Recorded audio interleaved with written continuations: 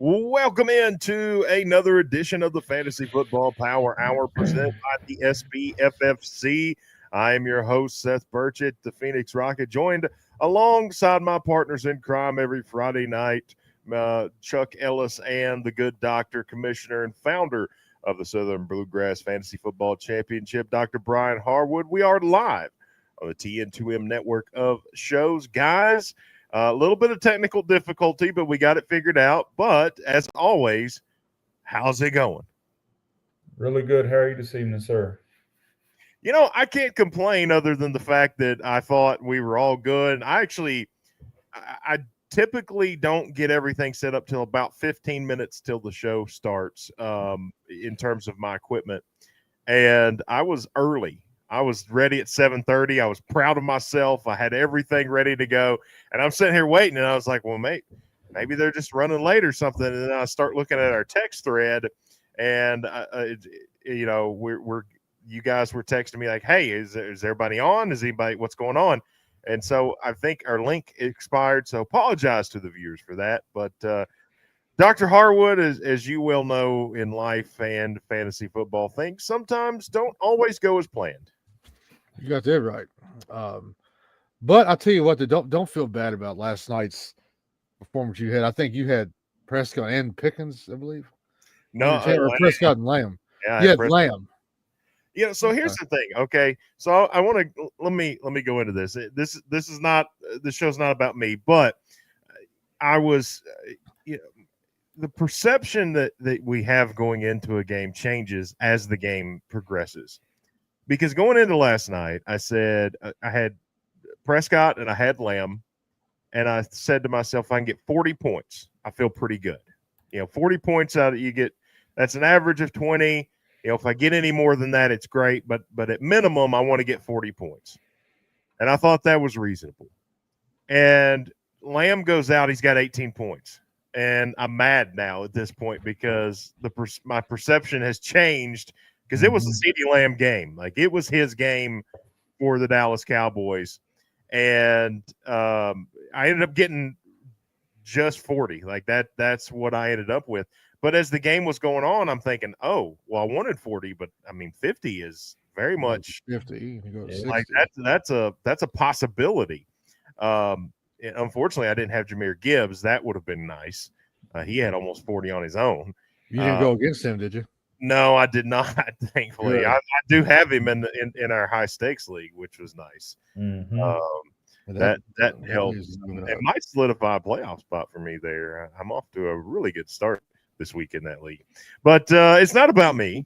So we have a great show for you planned tonight. We have a guest that will come on in the second segment. A couple of guys who are very successful in fantasy football.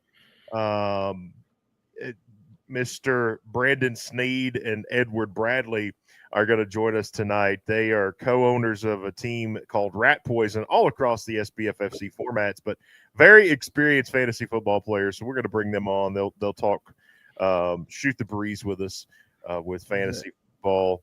Maybe even take some start-sit questions. Who knows? This feels like one of those shows, Chuck, that it's just going to go wherever it goes tonight, just as we kind of started off the rails. Well, but Red Poison, one of the few teams, if not only, I could count maybe 2 or 3 off the top of my head, that have won their division title 3 years in a row in the Overtime Sports Bar and Grill division. And then, they've been very astute in the Guillotine League and Saturday morning high stakes. And then they dabbled into the Friday night Woo Fantasy Live Draft this season, and they have been fortunate enough to make the final Sweet 16 in that contest. And the thing about it is with Rat Poison, and they're one of the few teams that's in the playoffs in both the SBFFC main event and the Woo Fantasy, Woo Fantasy Live Draft. And I think I'm looking here. There's not that many teams, if any, like John Miner, made Sweet 16, and Clarence Underwood, Beer Money 80, and then Rat Poison, and that's and then Hattiesburg Ballers, and that's it. That are all they're all the teams, and then 105. I think they're the only teams that are still in contention in both playoffs. That is, we'll certainly talk with them just about success in general in fantasy football.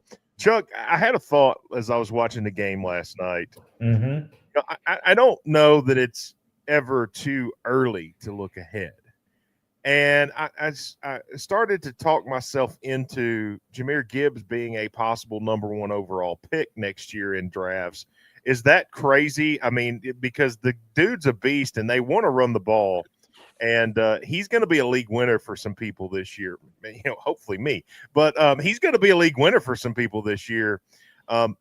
Too early to start talking about things like that or thinking about things like that. I know he went really early this year, 3rd, 4th in most drafts, but I mean, it feels like he's playing himself into consensus number 1 overall pick. I was talking with somebody today about that, and that was kind of the conversation we were having. Is he's the number 1 guy next year, is he not? Yeah, I mean, get out of my head. Honest to God, Christy and I was having coffee this morning, and I said, you know what? I said, I am going to take Jahmyr Gibbs in every spot, in every scenario I can get him in next season. He is definitely a baller. And that game last night was not for the faint of heart. I feel like every single game now, there are really controversial calls that are gigantic. I mean, every game has a phantom holding call or a phantom pass interference call, but recently, man, it's starting where there's smoke, there's fire, and some of these games are starting to have the smell of the R word that I don't want to use. And last night was no different. It's just some very questionable calls at very bad times. And I tell you, the one that sticks out in my head from last night's game, Dr. Harwood, was the phantom offensive pass interference on Ferguson. It looked like he was swimming through. He didn't even look like that he had touched the defender.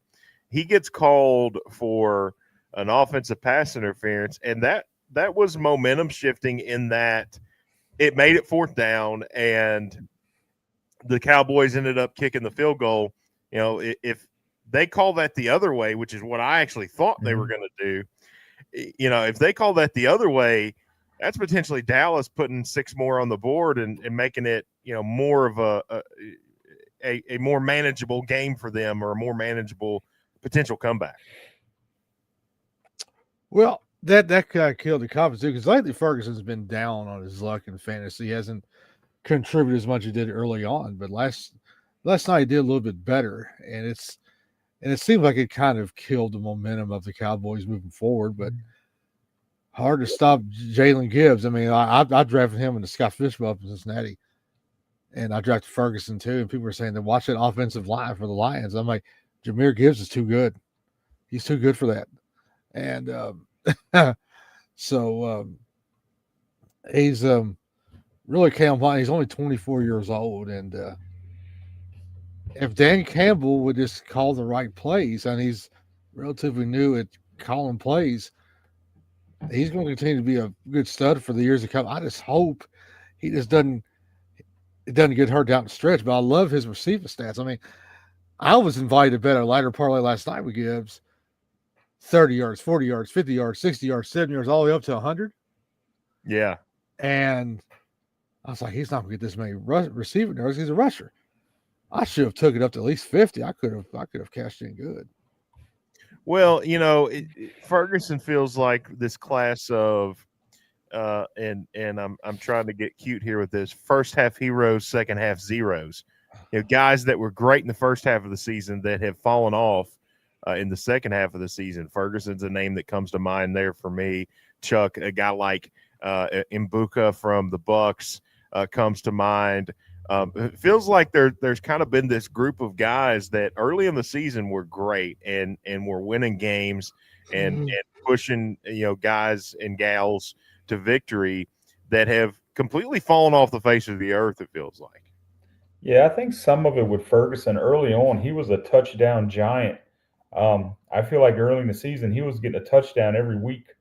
Well, keep in mind, Lamb was out for 3 weeks. Yeah, that's where I was going. Lamb was out for a while, and then Buka, he's starting to get the old butterfingers. He's dropping big passes, and I don't know. I agree with you. There's some guys that are starting to cool off. There's also some guys that are coming back from injury right at the right time going into the playoffs. You got Chris Godwin coming back.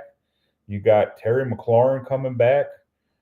So guys that were stashing these players early in the season could reap the benefits of them coming back right at playoff time. So, yeah, I believe Mbuka has what they call the yips in baseball. Yeah. That's what it feels like. Is he's not.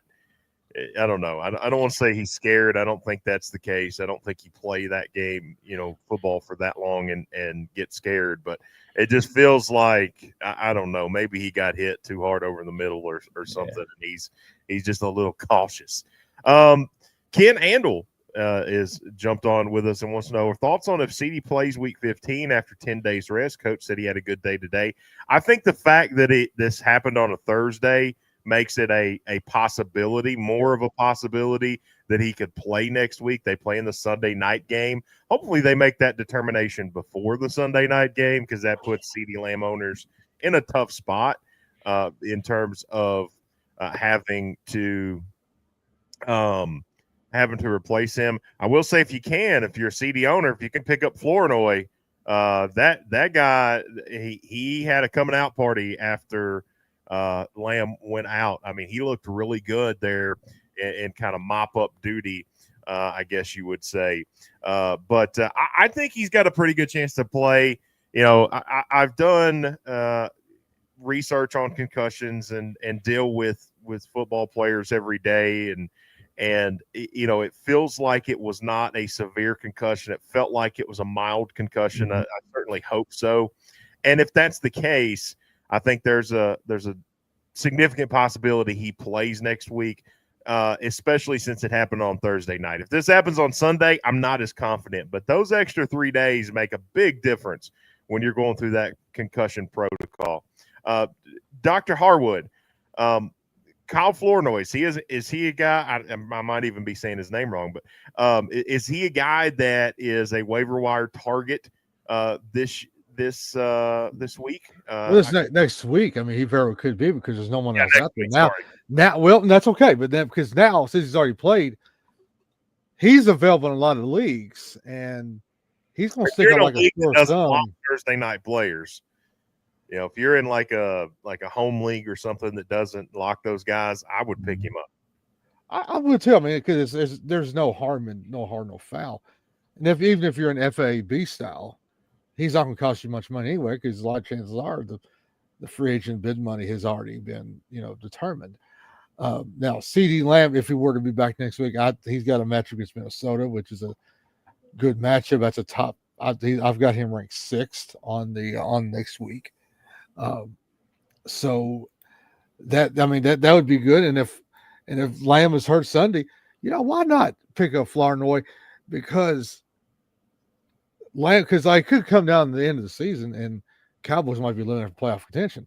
You might have Flournoy as a Week 17 league winner, because the Dallas Cowboys, they do have a good, playoff schedule going down. Yeah, it's very favorable. Very favorable going down the stretch, Seth. And see, we have in Week 17, the Cowboys are at Washington, divisional game. So that could help. Even if Lamb's going to play, I'd probably go ahead and pick him up and stash him, because you just never know what could happen in Week 17. Yeah, I just Chuck, I think he's the guy that, in a season where you haven't had a lot of great free agency options, it feels like the cupboard has been more bare this year than any other year that I can remember. It feels like when you get an opportunity potentially to pick up, especially if you're a CeeDee Lamb owner, if you're a CeeDee Lamb owner and you could pick him up, I think you have to, because he showed value last night. They clearly were throwing him the ball. Pickens decided he was going to do Pickens things and be a head case like he has been known to do, and they're going to have to throw the ball to somebody. And it's outside of Pickens, it's Turpin or it's Flournoy. Yeah, I agree. If you have the bench, you have a deep enough bench to stash him going into the playoffs. You wouldn't want somebody to pick him up and use him against you, and he'd throw a 30-point in your face. Yeah, I mean, if you have the room to pick him up and stash him. But I think Lamb plays next week. 10 days is a long time. You should probably know by next Friday. You got to get a practice session in there, and if he's going to clear concussion protocol, it will be around late next week, Friday, Saturday. I agree. But I agree that kid was a rock star last night. He's had a couple of big weeks during the year, so he's been a pretty good DFS player. But going into the playoffs, if you can stash him and prevent another owner from using him against you, I'd be all for it. Yeah, gonna answer this question, and we'll take a break here and welcome in our guest this week. Amber Bishop wants to know, with Harrison out for the Cards, where do you rank Michael Wilson this week? Dr. Harwood, I know you're kind of the ranking guy. You like those numbers. What do you like? Well, I don't want to ask, do you like? I think everybody likes Michael Wilson as long with Harrison out. But how much do you like him? Where does he rank for you? Well, I've got him projected in the top 15 and wide receivers, and I think he has a very good chance to get 6 catches, 75 yards, and a touchdown, and so that's about 20 fantasy points, and that's not out of the question. I think he might get 10 targets, and I've got him ranked above Devontae Adams, got him ranked above Emeka Egbuka, got him ranked above Olave and Waddle, and Justin Jefferson and A.J. Brown. Yeah, that I like him a lot this week, Chuck. I think he's a guy that when Harrison's not there is the benefactor. I don't think there's anybody else really taking those targets. I think solely all those targets go to Michael Wilson, or at least it seemed that way. I mean, you still got Greg Dortch there. It's the Michael Wilson and Trey McBride show there for Arizona this week in a tough matchup against the Rams. Yeah, that'd be a good tough matchup, you say? Yeah, I think the Rams play a lot of zone, so I think Wilson will get peppered with targets.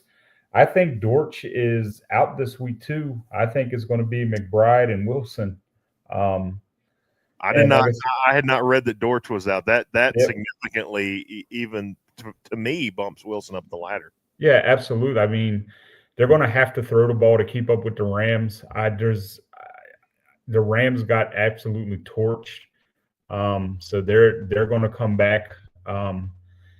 It's Wilson and McBride, and that's it.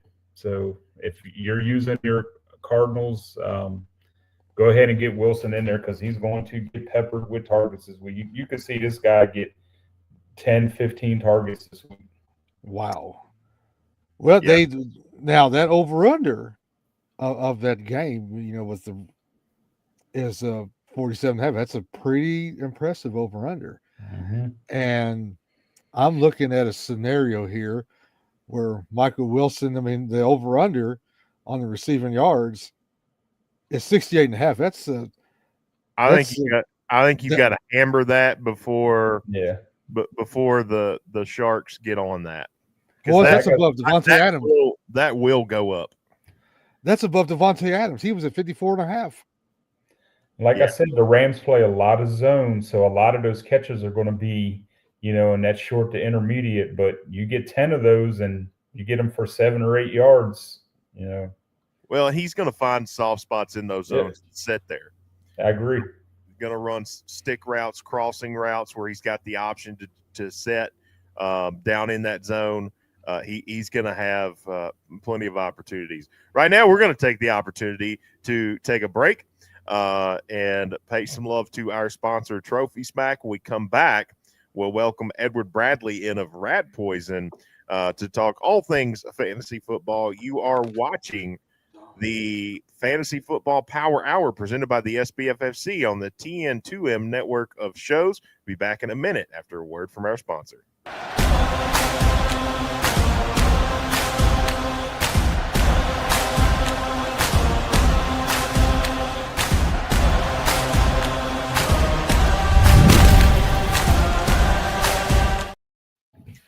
That was Trophy Smack. Check them out at trophysmack.com. They are your home for everything fantasy championship related, whether it be belts, trophies, pendants, chains, helmets. They've got all of it. Even Dr. Harwood special cameo request. I mean, they've got all of it there at Trophy Smack, and you got to check that out there. Because I've seen their work up close, and it is impressive. One of those belts hanging up in my classroom. Well, I'll tell you what, they customize the belts and make them look good, and they now have little medals like if you finish first, second, or third. You know, I'm thinking now next season, whoever finished first, second, or third, first place gets the trophy or belt, whatever they want. They get the first place medal. You know, like at the Olympics, and then second place gets second and third get third. This is an idea. I mean, it's I thought that was one. They come with innovative stuff all the time, and but Rat Poison, we're getting ready to introduce them. They've got several Trophy Smack trophies. They can they'll tell you more about their work too. Well, we're going to welcome them in. They are the owners of Rat Poison, Mr. Edward Bradley and Mr. Brandon Sneed. Guys, first of all, thank you very much for taking the time out tonight to join us to talk a little foosball. How's it going? I'm good. How about you? Good, man. Hey, Edward. Good, guys. Thanks for having us. Not much, man. Thanks for having us on. They, I tell you what, they dabbled in the Friday Night League this year for the first time, and they're in the Sweet 16. So I mean, that feels more than dabbling, Dr. Harwood. Well, they really enjoy being around the Mike Hardys and the Brian Simmonses, and they've really became good buddies and good rivals, and crossed over to some dynasty leagues as well. So we're another SBFFC successful rivalry, and then congratulations on your win last week. And they're drawing Mr. Jeff Toms run CMC this week. Had 25 points out of his kicker last night. Ooh, my goodness. Yeah, we thought we were catching a break with McCaffrey on bye, but yeah, starting out with 25 out of your kicker kind of puts you in a hole for the week. That's like a replacement. I mean, you don't normally get out of a kicker. That's what I sent Sneed a message last night, and I said, well, they were at McCaffrey being out. 25 out of your kicker. Wow. Well, guys, let's talk fantasy football in general and success. You're two guys that I've got to know through the SBFFC and have had success at all levels, especially in the SBFFC format.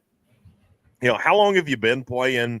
You know, and what for you all has been the key to success in fantasy football? I'll go first. I think I've probably been playing for 25, 30 years. I've been playing forever, but we had a home league, and it was super competitive. And Brian, I don't know how we got in touch with him, but none of us did. Probably 10, 15 years ago. Yeah, probably. But yeah, I think I'm glad we found him. I think he was running. Yeah, he was running an ad on, or somebody was running an ad on the local on the sports radio on 104.5 in Nashville. Yes. That's exactly how I heard about the SBFFC. Darren McFarland, maybe, or 102.5. Right? Yes. Yeah, Darren McFarland. Yeah, I remember now. I did that probably about 2013, 2014, and that was really good stuff. That was yeah, and I would say, I would honestly say that a lot of it, I like to try to project what's going to happen 2-3 weeks in advance on free agents. A lot of times we'll get lucky and hit one. But, I mean, I feel like with a 20-person roster, we're used to playing with about 13, 14. So with a 20-person roster and that deep a bench, I feel like you can stash some players that have a possibility. Well, I like your strategy too, guys. You told me the other night that spend all your FAB money by the end of week 13. And this week it's worked wonders because there hasn't been anybody on waivers except a 49-cent Bolton swing at overtime on Thursday night. So tell me about that strategy. It's worked wonders for it because it's been successful. Tell Chuck and Seth about that. Well, I mean, it worked everywhere except for the main event because we put all our money on Ollie Gordon and he hasn't lived up to where. But I mean, it's an A-chain injury away, right? So that could happen. But all year long, we've been basically like, okay, waiting on an A-chain injury because we ain't dropping the dude we paid $700 for. So, but I just feel like there's so many players if you take advantage of Sunday 2 weeks in advance, you can find them. I mean, and I feel like that's what you got to look for. Flournoy, I mean, you could see his potential before last night. You could see he had a little bit of juice in him. So, I mean, but there's players like that. You got to hope Pickens or Lamb or somebody gets hurt. So, but, or not hope. You don't wish injury, but, I was nervous when Lamb started season up last night. Yeah, I was as well. That's kind of textbook sign of a concussion. Yeah. But it looked like once they got him up, he was moving around okay. I tend to think it was, and without being there and investigating, I tend to think it was a mild concussion. At least that's what I'm hoping. Yeah, I think he just went out. I think when his head hit that turf, he went out for a second. So yeah. I agree, and the fact that it was on Thursday night, I think helps in terms of next week. I think he's got a better shot at playing. You're talking about your free agency strategy and trying to predict things in advance. Do you look for those guys that are on bye week sometimes? To try to pick them up when they're on their bye week because nobody's on them. Has that been something that you have tried to take advantage of? With that strategy, or has it just been, hey, we're just going to spend what we need to spend to get these guys we think have this potential?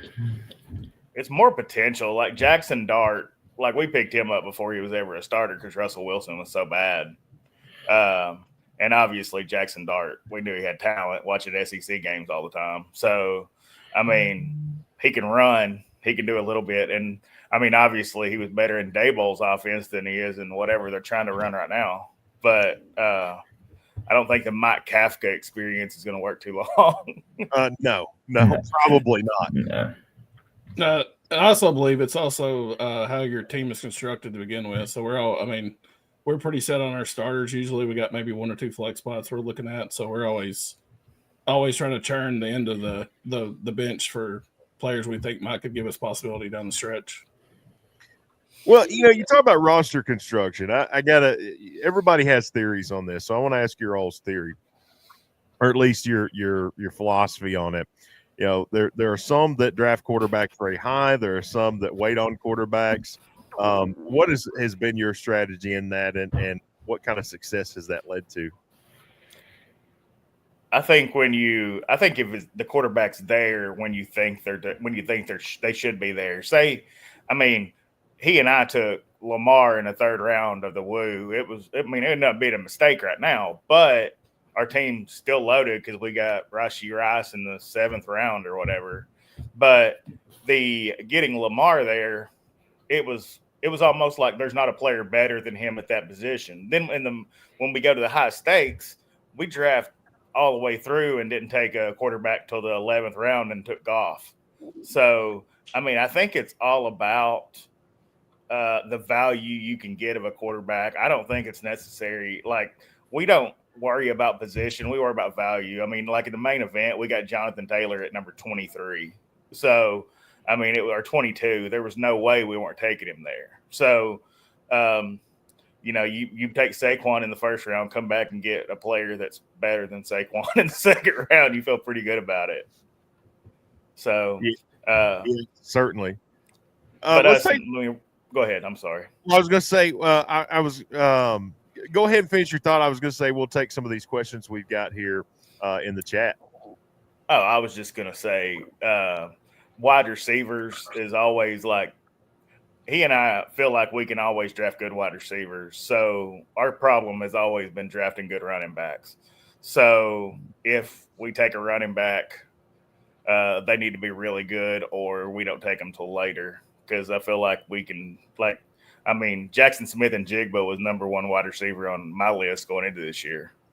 So, and he'll tell you. I mean, I was dying for Jackson Smith and Jigba every round, and he was like, "Wait, we got him in one draft." But, he's carried us in Woo basically. I mean, with Lamar being kind of sucky all year, and not having Bucky Irving, we just got by with JSN has carried us with some other talent, but we got lucky with Javonte Williams there too, taking a chance on him in like the 10th round. Yeah. Well, guys, while we have you on, it's a little bit early in the show, but why not? We've got a few of them. Are you going to take a few start 'em, sit 'em type questions with us?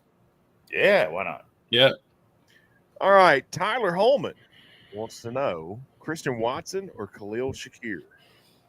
Tyler Holman is in the SBFFC championship round in his division. He's a co-owner with Doug Nicely, and he's a team. He's done very, very well.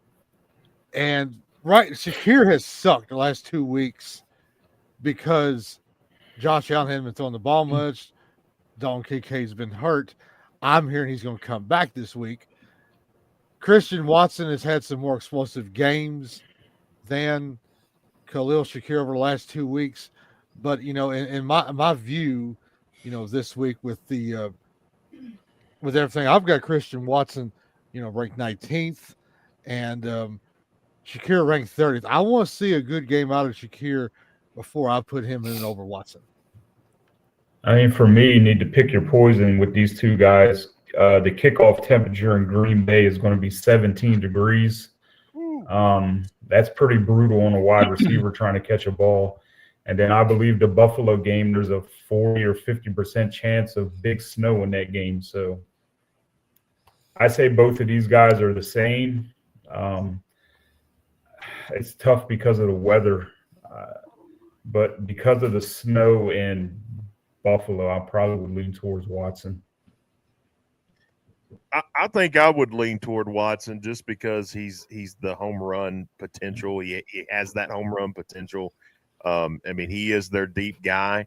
The weather will make it difficult, but I think if these are your two options, the other thing about it is that Watson is going to get a few targets. You also know that he's probably going to catch a pass that's 30 or 40 yards. I mean, that's just kind of what he does. Shakir, he could have a 10 reception, 120-yard game. He could have a 1 reception for 8 yards. I mean, they're so inconsistent there in Buffalo. I'm going to take kind of the devil I know over the devil that I don't, and I think that's Watson here. Rat Poison, guys, what do you say about this matchup or this decision, I guess?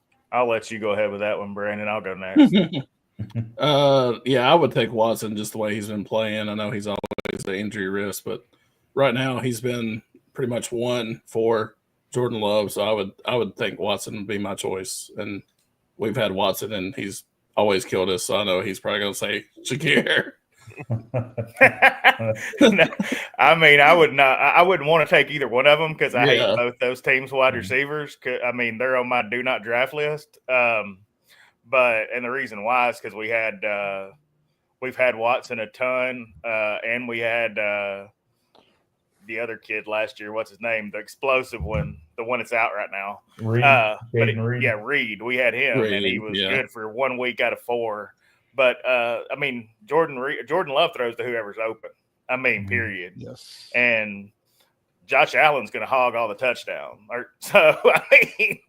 You just got to pick your poison. So, I would, if I had to pick, I'd probably take Watson because of the chance of a long touchdown. Shakir's not going to get a long touchdown. So, No. I mean, but I would definitely look on the waiver wire and see if there was somebody better. Well, and that's the challenge, right? Because and I've said on the show kind of all year, it feels like this year more than any other year, there's been so few major waiver wire pickups. I mean, I can't remember a year where there's not been just a clear cut, hey, this guy ended up helping teams win leagues. I just don't know that has existed. There's been guys that have helped win weeks. Guys like Quentin Johnston comes to mind. Maybe even Darius Slay if you picked him up and put him in the right week. But I don't know that there's been anybody that's been super consistent. Not that I can think of. Maybe a tight end. Yeah. Jawan Johnson's done well for us. Mm-hmm. I mean, but it's no. You had a few big games out of Rondé Gadsden, and then he's kind of fizzled out a little bit. Yeah, I'm looking at Tyler Holman's team. How about would you bench Khalil Shakir to put in Zay Flowers? Absolutely. Yes. Yeah, absolutely. I would. Yeah, 100%. Yeah. I mean, is that an option? Because that wouldn't be an option if those were my three receivers. It's Zay Flowers. Hands down, no questions asked. Agreed. Because right now he's starting Flowers, Shakir, and Watson. So I don't know if he's got a free agent he wants to pick up. He's got Jaden Higgins on the bench. I don't know. I don't know I know he's at the crossroads, but did he have McCaffrey on his team? He had McCaffrey on 14 bye, and that might be another SBFFC rules committee discussion we may make in the off season there, expanding the regular season to 14 weeks. But that's going to be a. No, I mean, you say that, Dr. Harwood, but you know that when you draft a guy, I know. Yes. You know when the bye weeks are, so you understand you're taking that risk. It's you make it to that championship. Are you willing to potentially sacrifice your top pick, knowing that you're in the playoffs and you have a very productive guy that's gonna maybe propel you to a league championship, not just a division championship? Exactly right. And we give out those cheat sheets sponsored by Student Financial Services and football guys that clearly stated McCaffrey's on bye week 14. Next year I'm gonna pass out cheat sheets don't have bye weeks on it. Let's see how many people.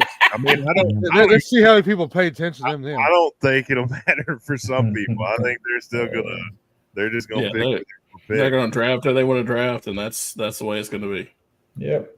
Tanner Fonseca wants to know: do you drop Baker for Jaden? I'm assuming means Jaden Daniels. Yes, for the rest of the season. Can't drop Goff. Well, so you drop Baker Mayfield for Jaden Daniels.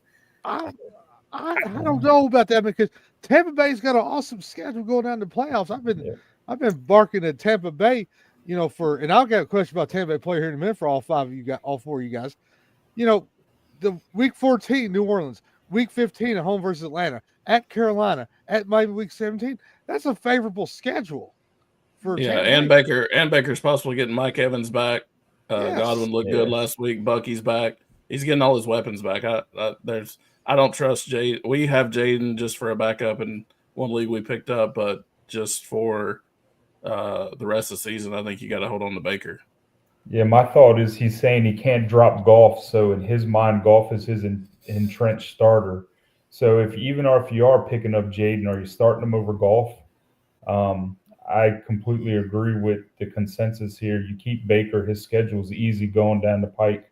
You got Godwin back healthy practicing. You got your stud in the backfield back. You're getting Mike Evans back. You just roll with Baker and ride him as far as you can go with him. Yeah, it's only going to make Egbuka better with Evans and Godwin there. Yeah, I agree with everything that's been said there so far. I think you keep Baker. This is maybe not a week I would play him just because Wirfs is out, and I don't know that Evans is back this week, but I think next week for sure.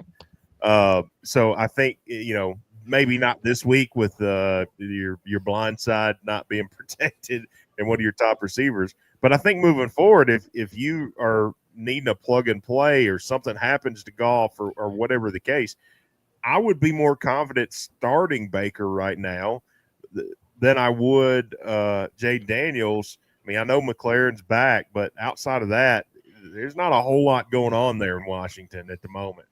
No, they may end up shutting Jaden down if things don't go well this next few weeks. My personal opinion, he should already be shut down, but I would agree. After he got injured that last game, I'd shut him down. yeah. Well, here's the thing, Tanner. If you drop Baker for Jaden, you're gonna be full of SHIT and you're gonna be SOL. Don't do it. I also think it's a situation where you don't leave Baker out there for somebody else. Yes. Drop somebody else and have 3 quarterbacks. If you're really that worried about it, you've got to have somebody on your bench that's just sitting there riding the pine that you have no intention of playing. That if you want another quarterback, you want to take a risk on Jade Daniels, I think you can do that. But I don't think you drop Baker because I promise you, as soon as you drop him, somebody is emptying the bank account to get him. Yes, pull on Anthony Grubbs, Tanner, pick up Jaden, and you just enjoy all 3 of them, and let everybody else stuff it. Listen, I'm a little sour about that. Why we got to keep bringing that up, Dr. Harwood? Well, it's kind of like don't bogart that drink, don't Grubbs that player. Listen, let me give some backstory, some context what Dr. Harwood's talking about. Humphrey Bogart there.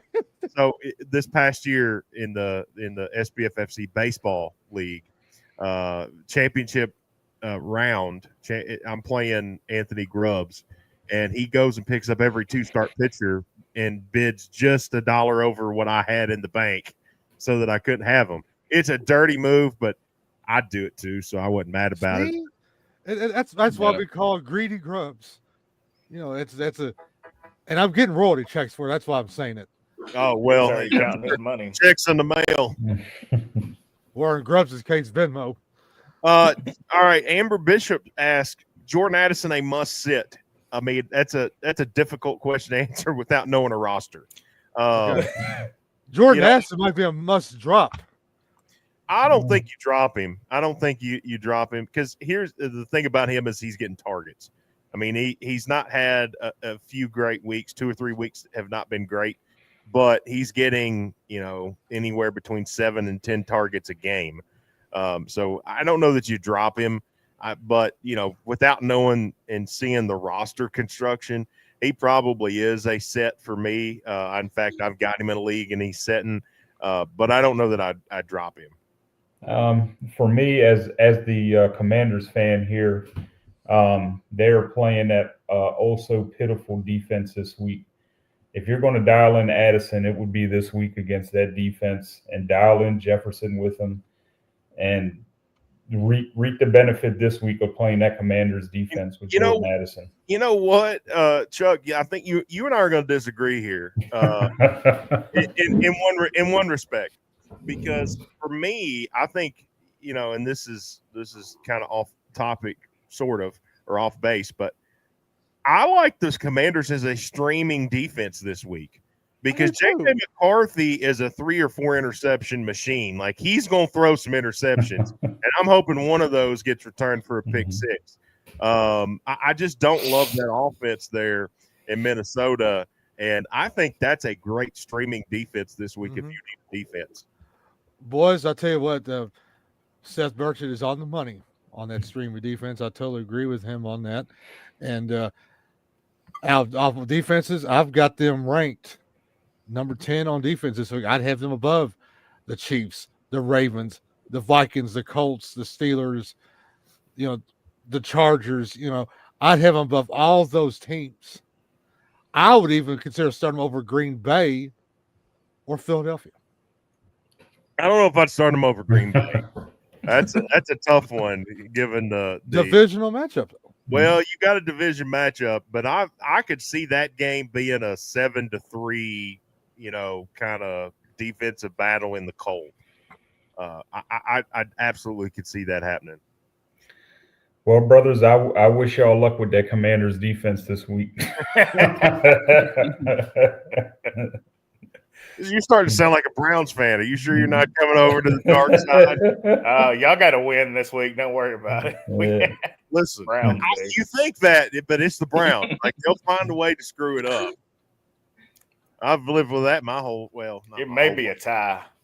Wouldn't that be the most Browns thing ever? Browns and Titans tie at 0. Neither one of them score. Let's get back to Jordan Hance for a second. Amber Bishop just texted me her roster, and Okay. you know, the bench players: Tyler Algier, Blake Corum. Blake Corum's an interesting one this week. Dalton Kincaid, Josh Downs, Juwan Johnson. Right now, Addison is at the flex for Amber. So and, she has. Okay, all right. Let me piece this together. Okay, because you're just reading off names to me right now. I need to. I'm that in. I need to pull back. So she has him starting. Addison is starting on her bench. She has Juwan Johnson, Josh Downs, and who else? Dalton Kincaid and Blake Corum, running back. So, of that list, I think I probably leave Addison in as if Kyron Williams plays. If Kyron Williams doesn't play, I think I put in Corum. Williams is off the injury report. They took him off the injury report. Yep, he's not injured no more. For me, I think you just have to roll the dice with him because you know you're getting targets. Yep. Who's her starting tight end? The starting tight end, and by the way, David Bishop is a very intelligent man. He drafted a team. Now it's his wife's team in the finals of the SBFFC Division Championship. I just wanted to make that clear to everybody. Trey McBride is the tight end. Oh yeah, well it's pretty good tight end to have right now. For me, just given that roster construction and what's on the bench, I think I probably roll with Addison. I'm not real confident in it, but I think just given those names and knowing that I'm going to get targets from him. I mean, McCarthy likes him. The last game McCarthy played, Addison got a touchdown. It kind of saved the week for Addison owners, but they do throw the ball to him. That's exactly right. Juwan Johnson. Juwan Johnson. Okay, why? Now I've got him ranked 6th at fantasy points tight end. Why do you think Juwan Johnson's the answer here? I mean, he scores 10. He's an automatic 10-point scorer every single week. Like he don't have his floor is 10 points. His ceiling might be 15, but he don't have many games all year where he scored less than 10. Yeah, I would say, especially if this is the championship round, depending on who she's playing, her opponent. If you're, she might want to start Addison if she needs a long shot to get a big score. Juwan Johnson's not going to do that. He's going to be the more safer option. Mm-hmm. I want to see Kincaid against that Cincinnati defense too. Well, I think that's an automatic touchdown. But he may get hurt in the first 3 plays. Yeah, he's got a knee injury on top of his other injury now. Yeah, I don't think Kincaid plays this week. So keep your eye on that situation. All right, we're going to go to another couple, and then we are going to take a break. All right. Dr. Harwood from Bowling Green says, start Jaden Daniels or Trevor Lawrence. This question is from Cliff Denny himself, who calls me Cat Daddy every time. Because what's up, Cat Daddy? And he called me today. We had about a 20-minute conversation about who to start, Jaden Daniels or Trevor Lawrence. I told him we will reveal the answer if he promised to listen and watch the show tonight. So I'm gonna let y'all have it. Who do you start? I'll jump off here. I think Trevor Lawrence is the start here. I don't know how healthy Jaden Daniels is. You got a division matchup against a Colt defense that doesn't have Sauce Gardner. Give me Trevor Lawrence. He's looked really good the last few weeks. Jacoby Myers is coming on. So is Brenton Strange. He got back. BTJ is still there, although most likely to be absent from the game is probably BTJ. But I'll take Lawrence just because I think he has looked good over the past few weeks in a division matchup against a defense that doesn't have their best corner. Yeah, I agree with you completely. You don't know what you're getting in Jaden. He's played very limited time this year. I just like they were talking about Juwan Johnson, Trevor Lawrence is just safer here. I think I'm gonna go Daniels because he drafted Daniels in the 5th round, and he's got more of a chance for an upside. Lawrence can let you down. He's got a divisional matchup this week against Colts. Anything can happen.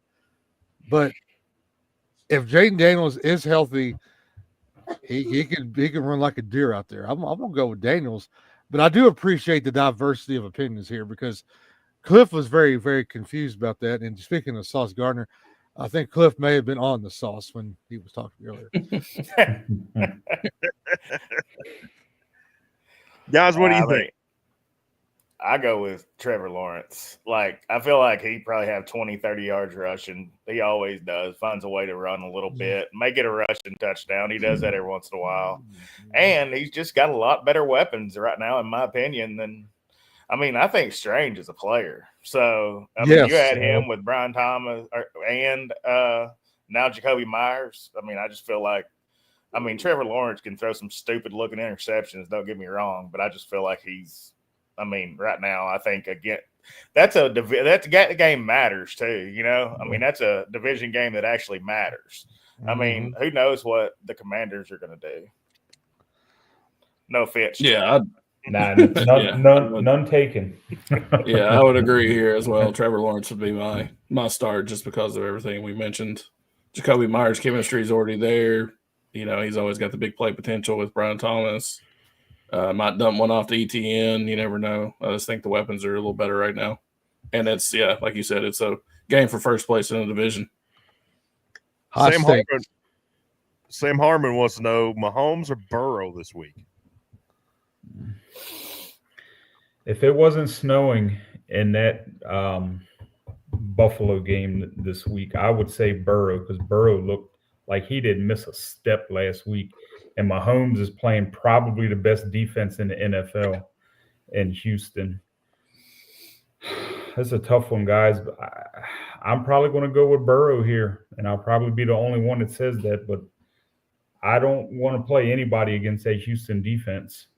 Josh Allen sucked against the Houston defense. So I can feel your pain, and I was almost eliminated the game team because of that. So I would agree. I'm going to start Burrow unless it's a blizzard of 2025 up at Orchard Park. I'm going to dissent. I'm going to go Pat Mahomes. Maybe for the dumbest reason here, but in primetime games, Patty Ice just shows up. He's a guy that when he is in the spotlight, the national spotlight, he tends to have his great games. And the fact that it's on Sunday night, I think he is. I think it's a good problem to have because I think they're both great quarterbacks. And Burrow probably does have a better matchup, but there's something about Pat Mahomes in prime time that always seems to show up. So I'm going to go Mahomes. And if Taylor Swift is there, and if Mahomes does have a good game, she might be finding a new beau for the holidays. You think he's going to cheat on his wife with Tay? Hey, that's Kansas City. People swap wives all the time. Yeah, we're going Mahomes, or at least I'm going Mahomes. We got to root for him in their division championship game. I think Seth has him in the high stakes, so hopefully he's got a rooting interest as well here. But I do. I just think Mahomes is going to be better this week. The Bills could have run it 50 times and not even really have to throw on Cincinnati's defense, but we'll see. But I think I got to go with Mahomes trying to get his team in the playoffs somehow. Yeah, it's definitely a tough decision to have because the Bills' defense sucks, and the Texans' defense was really good. But I just feel like it's that time of year where you get the best Mahomes. So I don't know, man. I feel like Josh Allen's also against the wall. They got to win, but Mahomes has to win. So. And I feel like Mahomes is the safer play, I think. Good discussion there. I like it. Yeah. Katamari wants to know Jaden Daniels, Baker, or Caleb Williams. Ooh, another Jaden Daniels question. Everybody likes All Jaden the James Daniels owners are coming out of the woodwork this week. Everybody picked him up off waivers when everybody dropped him. Right. That's what we did. We picked him up. Blame. Yeah, We're definitely I would go. him just. Yeah, I would go Baker on this one. I think Caleb's against Green Bay's defense in the cold, and you've already mentioned Jaden enough to know what we don't like about his matchup. But I just think Baker with the weapons and the matchup he's got is going to be tough to sit this week. I completely agree. This is Baker for me. I don't know about 17 degrees. It's going to be a different kind of cold. And like you said, we already talked about Jaden Daniels, so it's Baker for me. Well, I like Baker too, but let me ask you a question about the question. Emeka Egbuka, Krantz and I have a bet. We bet $30 that Egbuka was going to get the AP NFL Offensive Player Rookie of the Year. On FanDuel, I can cash that out right now for $167.20. But if I don't cash it out, if he wins the Rookie of the Year, we'll win us $780. Do we cash the Egbuka bet out or we let it ride? Oh, let me think. Let me think about other rookies right now. Ted McMillan, who's on a bye this week, Yeah. Jackson Dart on a bye. Egbuka's got to have a big game or two though, because his stats have been down. I bet Ted's probably the favorite right now, right? Too. Yeah. Ted is the favorite. Egbuka is second. I would. Jackson Dart is third. What about Quinshon? Is he up there? No, probably he's not playing. Nah, but he's had like 10 touchdowns. So, I would cash it out. I mean, you're making money. That's the I would probably. I would. You would You're look getting 6-1 right now, and I don't know if And Ted's got. Here's what you do. You cash it out, and you bet 30 on it. Is that what you said? Well, but see, Egbuka is playing this week, and the other and Dart and McMillan on a bye week. But I'm saying, you said you bet 30? We bet $30. Here's what you do: you cash it out, and then you hedge your bet and put 30 more on Egbuka.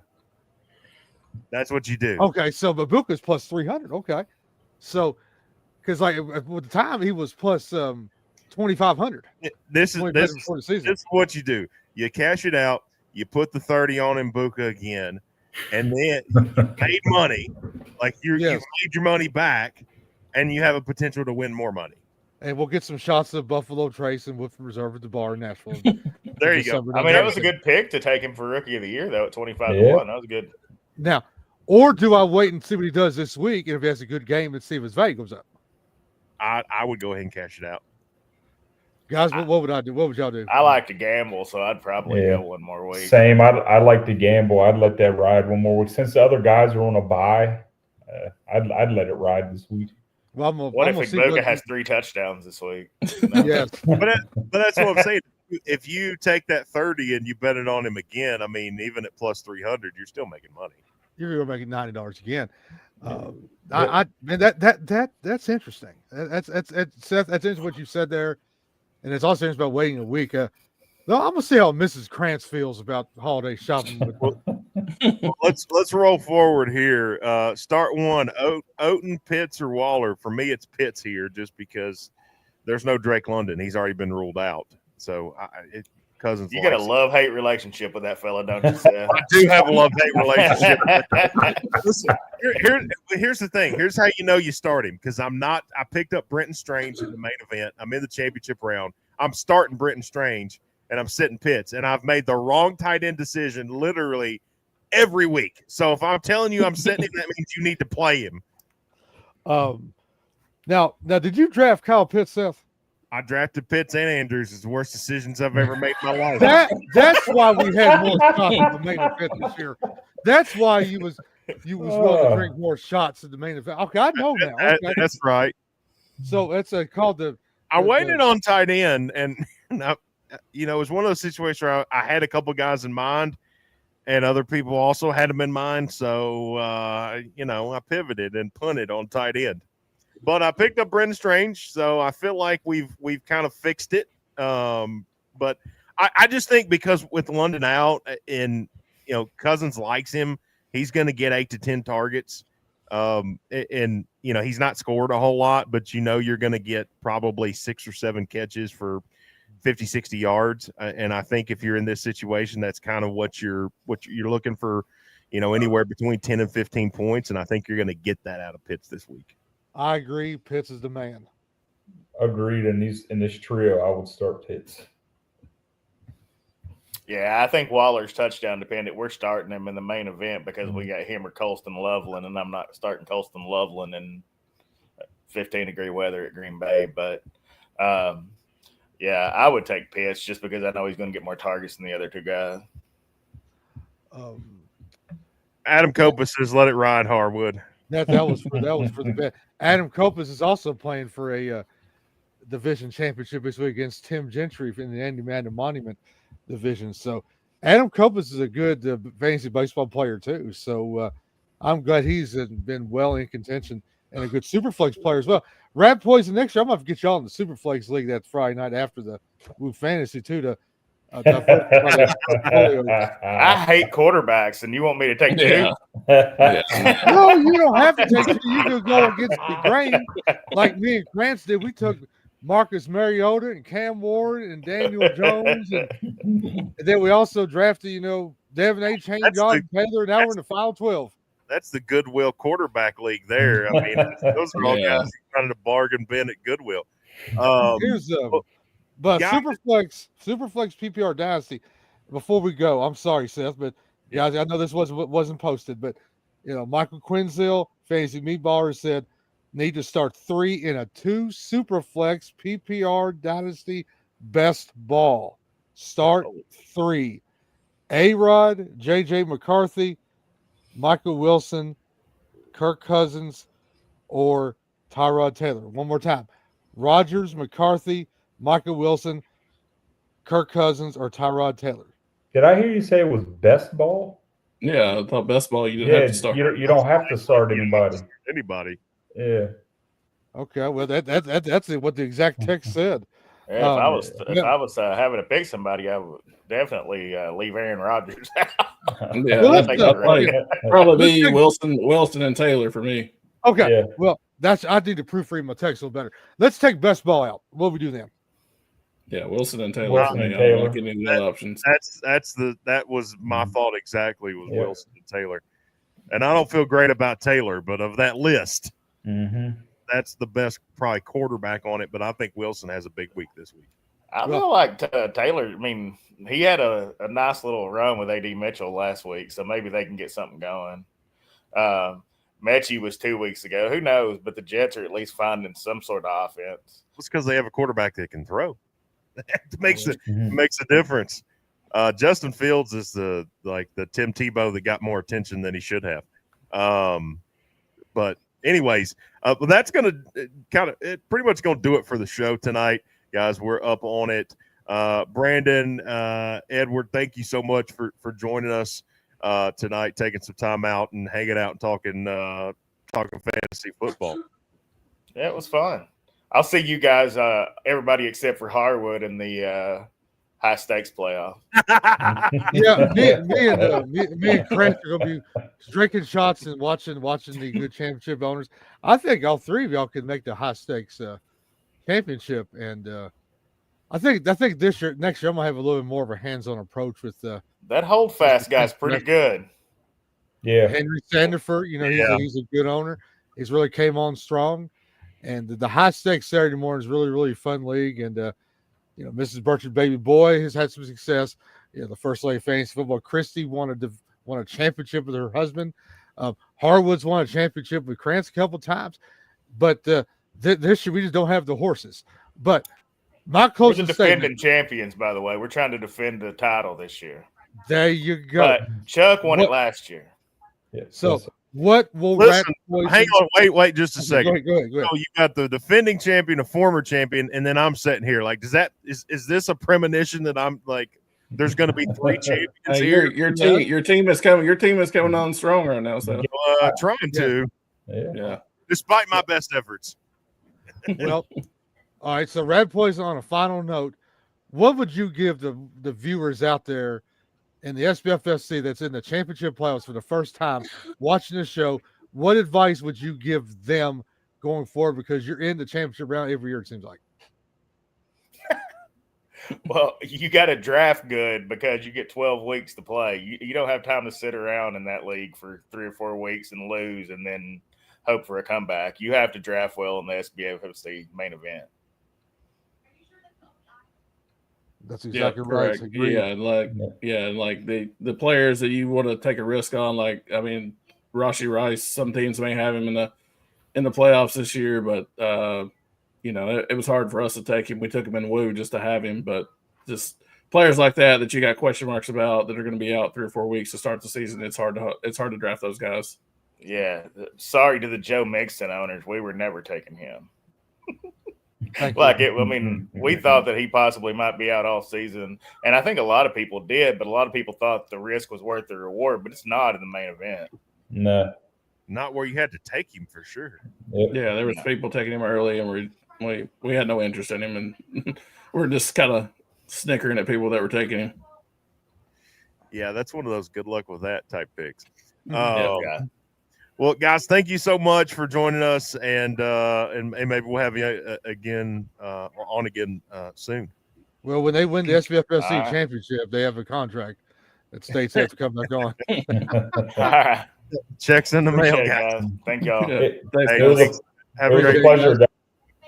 Yes, sir. Thanks, Chuck. All right, see you, gentlemen. All right, guys. Final thoughts tonight. Moving forward, real quick here before we let go. Let's do our and I mean quick hit version of this. There are our base players for fan ball this week. Chuck, who do you like? Just give the names, not so much the let's not get into the weeds with the salaries. Just who do you like this week? Give the viewers about 4 guys to build a good base with. I love James Cook. I love Devon A-Chain. You're spending high for those guys. You got to spend lower for wide receivers. So I like our guy, Michael Wilson, like we were talking about earlier. And I also like Terry McLaurin, who's still really cheap right now. Dr. Harwood. Well, I tell you what, I do agree with a lot of those guys. I believe, you have to go with contemplate a Brenton Strange. Indianapolis is ranked 30th against the tight end. And I think you've really got to consider, going after that at the tight end spot. A-Chain, I really like A-Chain and Cook. I'm going to agree with Chuck all day there. I'm going to try to get them both, if not one or the other, at running back. And also, I'm liking Devin Neal at $5,000. I know New Orleans and Tampa Bay, he's going to be the starting running back. If you're hurting for money, that's going to be a guy to get. And that's just basically just looking over these things. And Cortland Sutton, I think he might be a must start. And let's go back to like Christian Watson, 5,300. Because the key to winning these things, you've got to find that wide receiver that's cheap, and that will do it. Devon Vele did the job last week for the fan ball winner, and this week it might be someone like a Jalen Naylor, or it might be maybe even like a Cedric Tillman who's playing the Titans. Well, for me, it's I'm going to give you 4. 3 of them are on the same team. Give me Shadur Sanders. Give me Harold Fannin. I like to pair up my quarterback with a tight end or wide receiver if I can. Yes, and then sir. give me Quinshawn Judkins, because everybody scores on the Titans. It's easier than the red light district right now.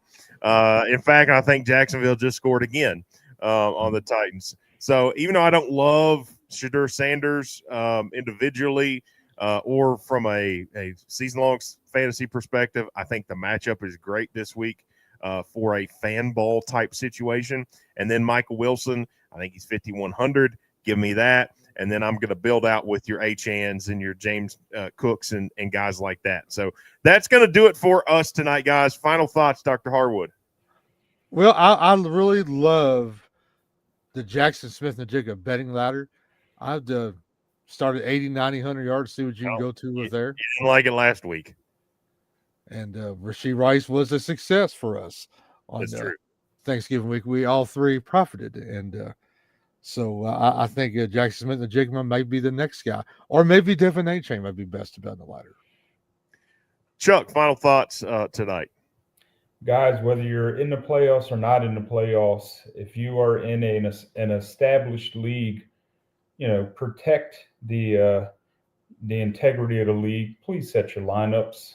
Don't leave bums in your lineup. Get your lineup set. Protect that integrity. Yeah, Be the spoiler. Check the lineup. Set the lineup.